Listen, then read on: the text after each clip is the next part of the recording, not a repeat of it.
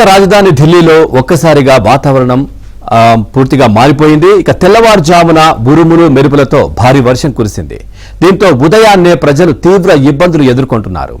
అకాల వర్షం కారణంగా లోతట్టు ప్రాంతాల్లో రహదారులపైకి నీరు చేరింది. ఇంటిపై చెట్టు కూలి 4 మృతి చెందారు. మరోవైపు ఢిల్లీలో ఇవాళ భారీ వర్షాలు కురిసే అవకాశం ఉందని వాతావరణ శాఖ రెడ్ అలర్ట్ ప్రకటించింది. ఇదిలా ఉంటే ఢిల్లీలో 70 నుంచి 80 కిలోమీటర్ల వేగంతో గాలులు వీస్తుండటంతో 100 విమానాలు ఆలస్యంగా నడవడంతో పాటు మరో 40 విమానాలను దారి మళ్లించారు.